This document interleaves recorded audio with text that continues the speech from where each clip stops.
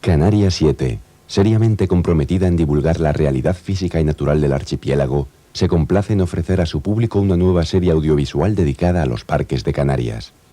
De la mano del biólogo canario Antonio Machado, se han seleccionado parques nacionales, naturales o rurales, uno por cada isla para formar en su conjunto una muestra representativa de los más singulares espacios naturales protegidos de nuestra tierra.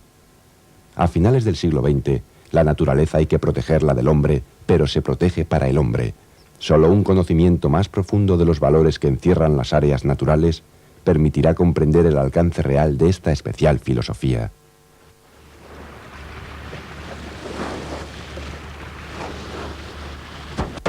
En 1976 realizaba yo esta travesía en circunstancias muy distintas. En aquel entonces, el roque que se encuentra a mis espaldas era utilizado por la Marina en maniobras militares. Fruto del informe que se realizó ese año, la Marina y las autoridades comprendieron el valor naturalístico que tienen estos pedazos de tierra anclados en el mar. Hoy son espacios protegidos. El presente capítulo de Parques de Canarias lo vamos a dedicar al Parque Natural del Archipiélago Chinijo. Islote y mar, refugio de vida.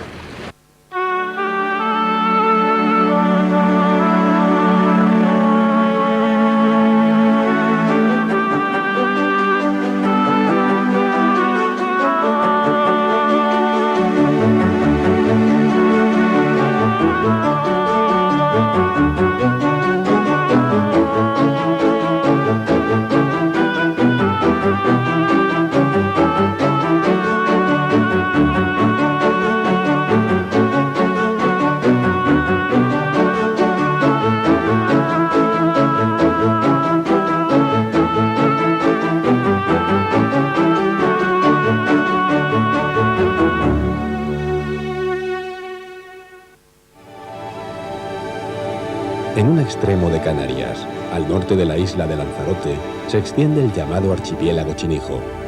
Chinijos es la forma cariñosa de llamar a los niños pequeños en las Canarias orientales.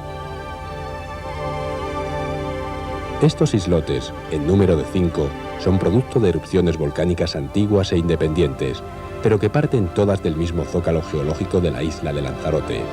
Es decir, que están todos unidos bajo el mar, a una profundidad nunca superior a los 200 metros. La Graciosa se encuentra a solo 1 kilómetro de distancia de Lanzarote y es el más extenso de todos ellos, con 27 kilómetros cuadrados de superficie.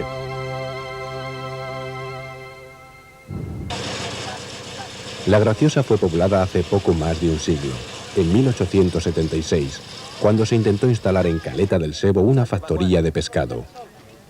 La población originaria, constituida por 7 familias, se ha transformado hoy en unas 500 personas. El agua recogida en aljibes escasea en la isla y los cultivos son prácticamente inexistentes, pero el mar compensa estas penurias con una generosa abundancia. La actividad principal y casi exclusiva de sus habitantes ha sido siempre la pesca, tanto en las aguas litorales como en el vecino banco canario sahariano. Años de dedicación y entrega a la mar les ha valido a los gracioseros el calificativo de caballeros pescadores.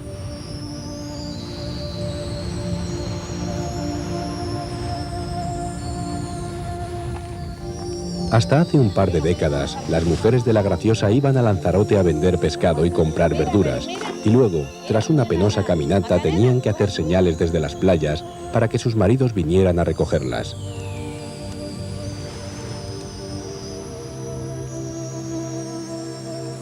Hoy las comunicaciones marítimas han mejorado considerablemente, pero no todo cambio es siempre para mejor. En la Graciosa se han querido instalar un puerto de guerra, una terminal petrolera, un teleférico, un gran complejo turístico y otros proyectos por el estilo. Cualquiera de estos cambios tendría seguramente influencias dramáticas en el entorno y en la población.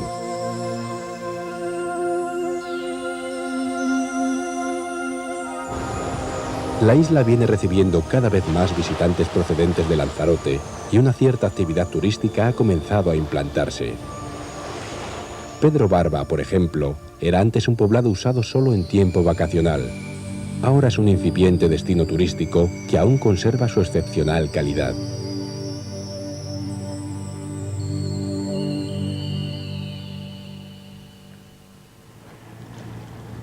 De momento la situación es llevadera, pero empieza a preocupar. Si el flujo de visitantes se incrementa sin el debido control, el archipiélago Chinijo dejará de hacer honor al título de este capítulo, islote y mar, refugio de vida, pero también de pescadores.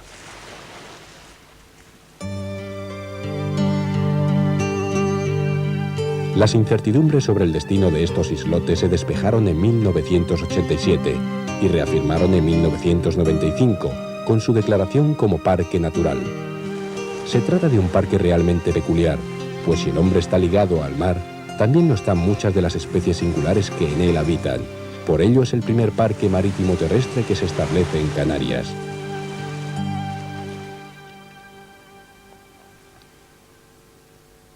Este parque comprende los islotes, el mar litoral que le rodea y una importante porción de Lanzarote. Entre mar y tierra abarca casi 400 kilómetros cuadrados, o sea, más grande que la isla de La Gomera. Antes de comenzar el recorrido por los islotes, hay que hacer una parada obligada en Famara, ese gigantesco farallón que se levanta en el extremo noroccidental de Lanzarote. Famara es parte del macizo más antiguo de la isla, con 12 o 15 millones de años de edad. Está formado por el apilamiento de multitud de basaltos tabulares que han quedado cortados a tajo por la erosión. El desnivel es de unos 500 metros. Además de constituir el telón de fondo del paisaje que enmarca a los islotes, las laderas de Famara son un centro genético de flora de primerísima magnitud. En apenas un 6% de la superficie de la isla se preserva el 75% de su flora endémica. Efectivamente, en Famara se concentran 230 especies vegetales, entre las que destacan 15 endemismos locales y 43 canarios, todo un récord.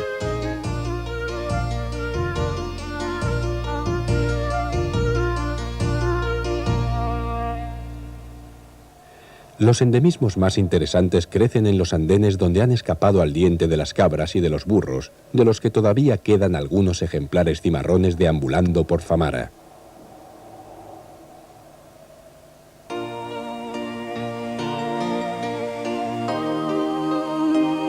Algunas especies son de aspecto modesto, como este chaparro que muestra sus flores y frutos carnosos. Otras, como la pardilla de porte rastrero, la delicada pelotilla que crece entre los resquicios de las rocas, o el magnífico vejeque de Lanzarote, son de una belleza indiscutible y han tenido buena aceptación en jardinería.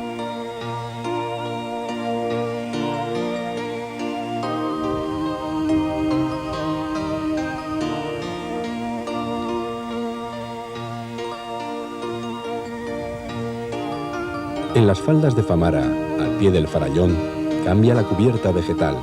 Allí encontramos plantas propias de los tabaibales, empezando por la propia tabaiba, que en Lanzarote se conoce por higuerilla, quizás porque suelta látex, al igual que las higueras. La tabaiba es pariente del cardón. Sus frutos son estas bolitas o tricocas, y sus flores son muy modestas.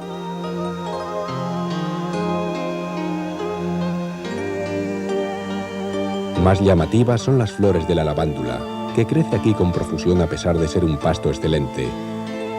Las siemprevivas son también vistosas. Los pétalos de sus flores son blancos, y lo que perdura y justifica el nombre de siempreviva son los cálices azulados, que también parecen pétalos. Más próximo al mar, en la llanura arcillosa que se extiende al pie de Famara, el contenido en sal del suelo es muy alto y crecen plantas como la brusca, propias de saladares. Y hablando de sal, al pie de Famara se extiende la que fue probablemente la primera salina que se construyó en Canarias a raíz de la conquista. Esta salina llegó a producir 500.000 kilogramos al año, cuando el boom salinero de los años 20 y dio soporte a la industria conservera y de salazón de pescado, tan florecientes antes de la introducción de los frigoríficos industriales.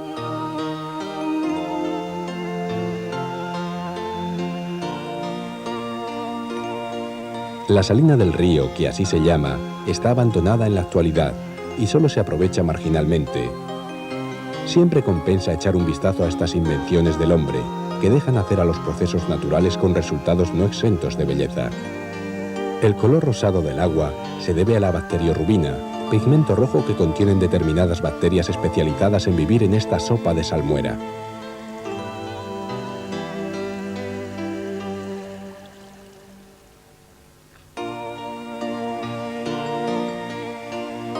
La salina y lo que queda de sus estructuras tienen valor histórico para Canarias y también han de ser conservados. Además, en los restos del antiguo Salón de la Sal encontramos señales de una historia aún más antigua, la que no vieron los ojos humanos. Estos fósiles marinos son de la era cuaternaria.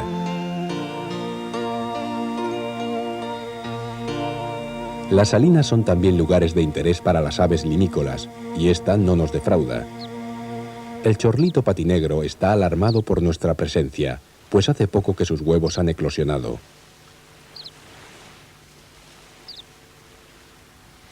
Buscar el pollo es como buscar una aguja en un pajar. Su camuflaje es excelente, pues en ello le va la vida.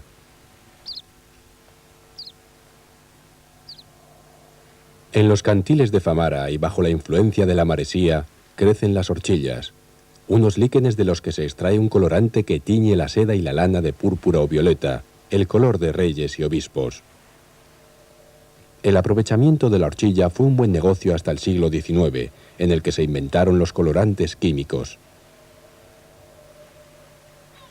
Peces, sal o líquenes. Una vez repasadas las maneras en las que el hombre ha aprovechado los recursos naturales en este entorno, vamos a iniciar nuestro recorrido por los islotes para ver cómo lo hacen a su vez los demás seres vivos.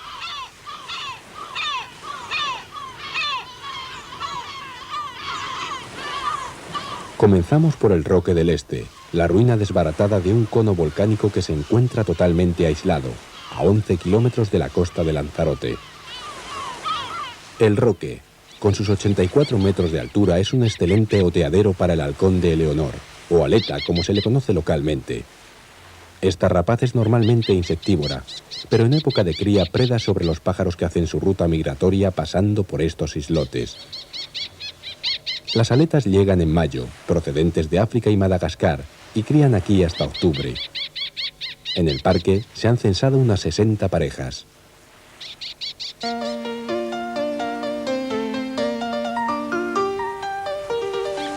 Para observar otra ave de presa nos trasladamos a la isla de Alegranza, situada a 10 kilómetros al norte de La Graciosa.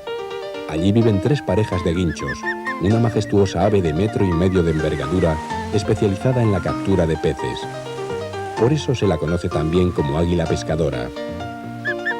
Para pescar, vuela a media altura y cuando localiza un pez se lanza sobre él con las patas extendidas, sumergiendo todo el cuerpo si hiciera falta.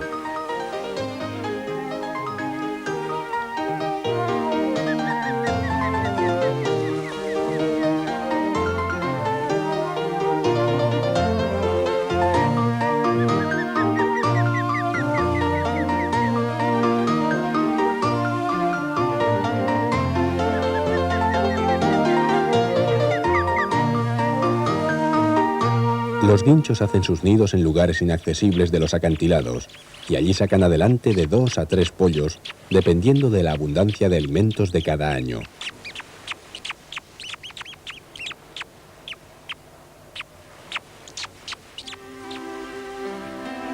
Alegranza está constituida por un grupo de volcanes, una gigantesca caldera de más de 1 kilómetro de diámetro y sus campos de lava. Hoy es el mayor islote deshabitado de Canarias, con 12 kilómetros cuadrados de superficie, casi el tamaño del Parque Nacional del Teide. En 1950 vivían aquí todavía 13 personas, manteniéndose del agua que recogían en un aljibe, de la pesca, pequeños cultivos y de queso. Hoy quedan solo estas ruinas, aprovechadas por otros habitantes más espartanos que el hombre.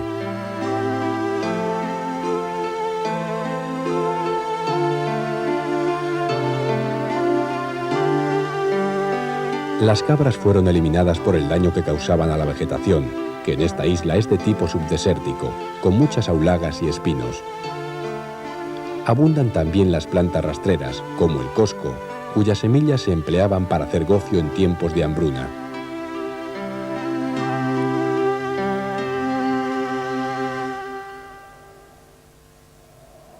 Lo que no se han podido eliminar de la isla son los conejos.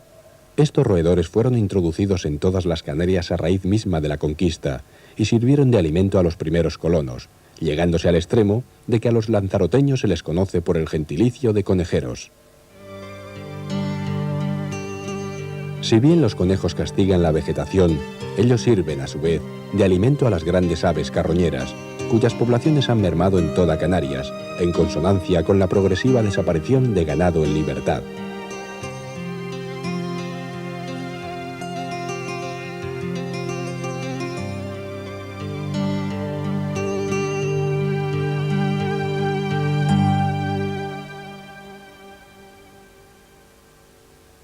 En el parque viven 5 parejas de guirre, cuyos nidos son prácticamente inexpugnables y hay que recurrir a cuerdas para acceder a ellos. Allí encontramos a 2 pollos rodeados de todo tipo de desechos y carne putrefacta.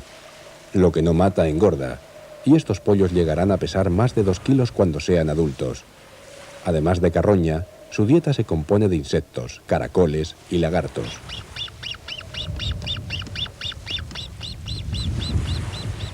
Nada de esto falta en los islotes.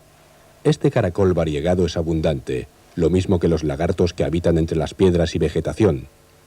La especie que puebla los islotes es el lagarto de Aría, una especie de tamaño pequeño y marcado dimorfismo sexual que no tiene inconveniente en trepar a las plantas en busca de flores o insectos.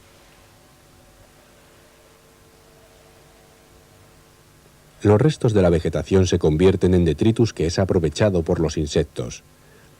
Los más característicos en ambientes desérticos son los escarabajos tenebriónidos, como este blaps, que mide casi 3 centímetros. Es demasiado grande para que se lo pueda comer un lagarto, pero una auténtica golosina para los guirres. A 8 kilómetros de Alegranza en dirección a Lanzarote se encuentra Montaña Clara. En la travesía hacia este volcán parcialmente abierto hacia el mar, pasamos por delante del Roque del Oeste, también llamado Roque del Infierno por estar constituido por pura lava negra. Es el más pequeño de todos, mide apenas 40 metros de altura y está prácticamente desprovisto de vida. Montaña Clara es más aplacerada por su vertiente sur. En el piedemonte se han acumulado las arcillas, que están parcialmente cubiertas por arena, llegándose incluso a formar pequeñas dunitas.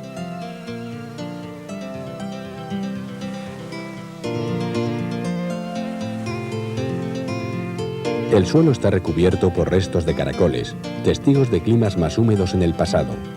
Es bastante común encontrarlos en muchas zonas de las Canarias orientales.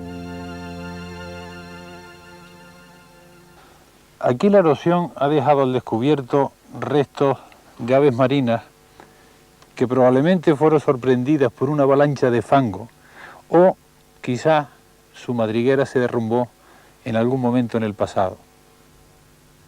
Estos restos demuestran que los islotes han sido ocupados por las aves marinas desde hace mucho tiempo, probablemente desde que emergieron del fondo del mar. Muchas aves marinas acuden a tierra solo durante la noche, y sobre todo si es época de cría. El petrel de Bulber o perrito es de tamaño mediano y tiene, como todas estas aves, un modo muy aparatoso de aterrizar. Luego se ayuda con su pico recurvado para trepar por las rocas. El parque cuenta con 450 parejas nidificantes. Estamos en Montaña Clara, en una de las muchas colonias de pardelas. Estas aves acaban de poner su huevo hace apenas 1 o 2 semanas, pero como vemos, son muy confiadas. Estamos a finales de junio y unas 13.000 parejas de pardela cenicienta se están reproduciendo en estos momentos. El parque cuenta con la mayor colonia de todo el territorio nacional. Los 2 tubitos que se aprecian sobre el pico en esta familia de aves marinas sirven para eliminar las sales que ingieren con el agua de mar y su dieta de pescado. Las uras de las pardelas están excavadas en tobas y aunque pueden ser profundas, el hombre se las ha ingeniado para extraerlas usando largos palos terminados en anzuelos. Los pollos eran las presas favoritas, pues resultan más tiernos para comer. Antes de que fuera prohibida, en una temporada se llegaban a capturar de 2 a 3 mil ejemplares. Las otras aves que crían en gran cantidad en los islotes son las gaviotas, unas 600 parejas. Para ver sus nidos hay que trepar a la parte más alta de la isla y someterse a los ataques intimidatorios con que nos reciben estas aves, ciertamente escandalosas.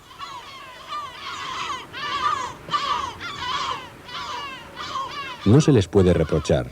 Se encuentran en plena cría y nosotros nos hemos empeñado en presenciar el nacimiento de una gaviota.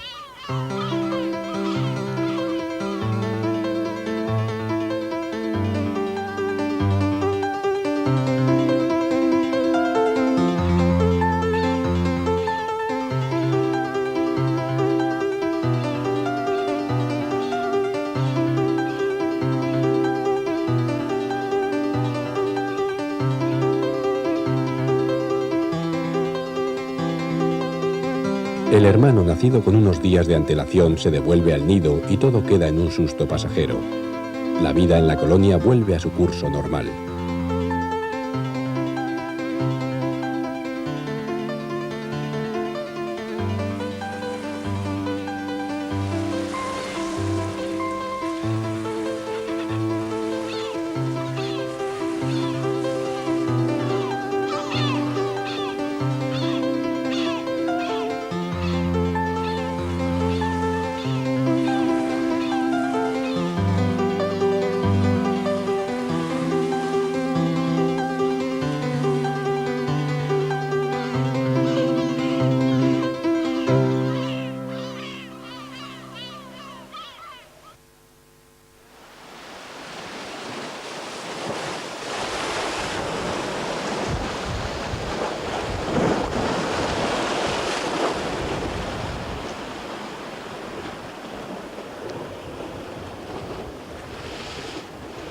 Estamos en la frontera entre dos mundos y quizá el cangrejo sea su más genuino representante.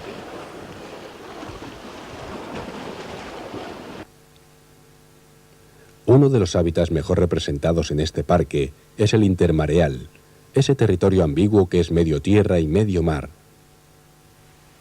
Los seres que ocupan este ambiente híbrido han de ser muy resistentes, pues se ven expuestos al aire durante la baja mar y luego al agua, sin menoscabar la fuerza del oleaje que les obliga a vivir permanentemente aferrados.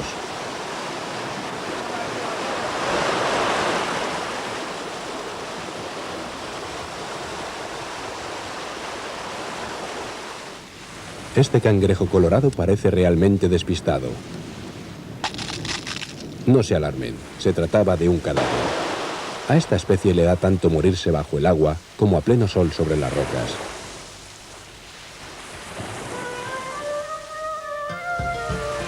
Los charcos son como pequeñas promesas del mar, y qué isleño de joven no se ha dejado fascinar rebuscando en ellos la presencia de seres misteriosos.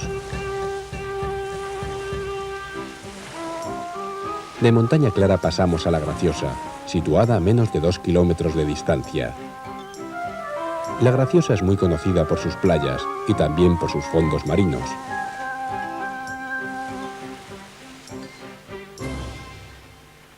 El archipiélago Chinijo tiene la particularidad de ser un parque marítimo terrestre.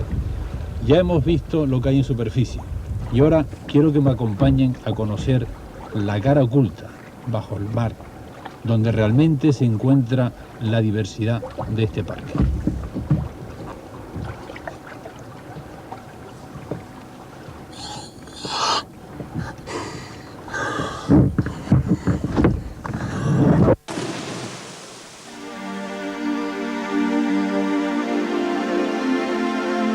La extensión submarina del Parque Natural del Archipiélago Chinijo es 3 veces mayor que la terrestre. En islas volcánicas las plataformas costeras suelen ser muy reducidas o inexistentes y la isla cae a pico en el abismo marino. Aquí, sin embargo, todo el parque queda incluido en una extensa plataforma que nunca rebasa los 200 metros de profundidad.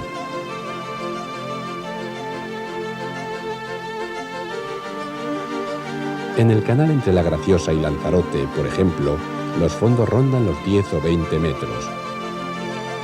Esto quiere decir que la luz llega bien a todos lados y el crecimiento de algas es intenso. Por eso, las plataformas de aguas someras son muy ricas en vida marina y lugares óptimos para la reproducción de cientos de especies. De ahí tanta riqueza, sobre todo de formas larvarias y juveniles. Son como los grandes viveros del mar.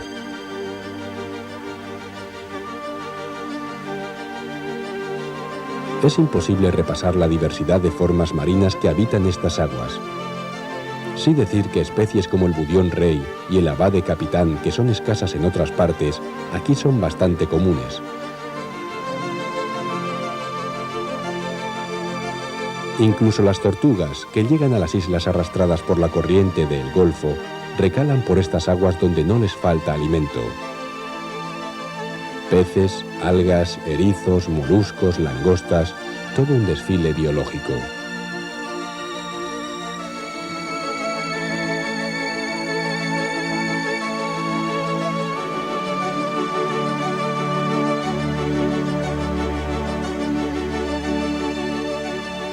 Evidentemente, la riqueza en vida que existe oculta bajo el agua es la que justifica la abundancia de fauna en los islotes.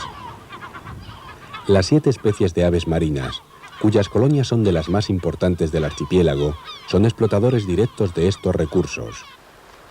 Hay un intercambio permanente y perfecto entre la tierra y el mar. El hombre intenta hacer lo mismo, aunque los resultados no siempre son positivos.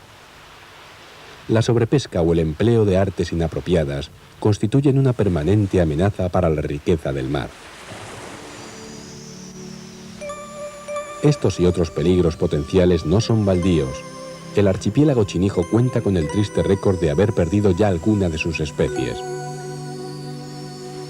En Montaña Clara vivía una raza de la tarabilla canaria que desapareció probablemente debido a las ratas introducidas. En las orillas de estos islotes, alimentándose de pequeños moluscos y crustáceos, vivía hace no muchos años el cuervo marino o grajo de mar. Pero el hombre gustaba de comer el único huevo que ponía y la especie se extinguió. Un endemismo canario que hoy solo podemos contemplar en esta lámina o disecado en algunos museos de Inglaterra.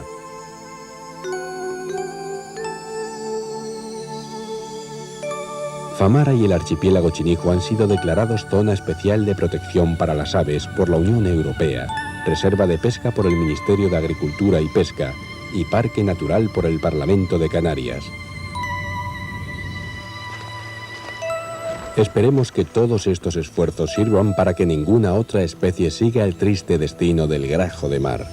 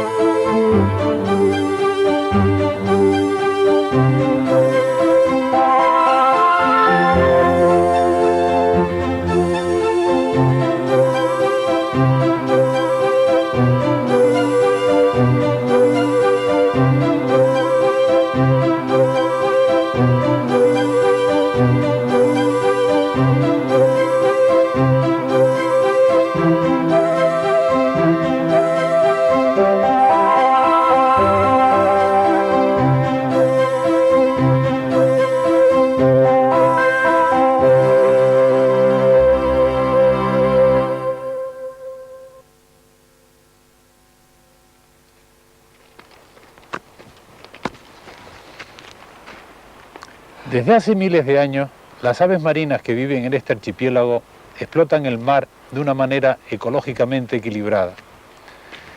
El Parque Natural del archipiélago de Chinijo se ha creado para que las cosas sigan siendo así, que no venga el hombre y las cambie. No lo olvide.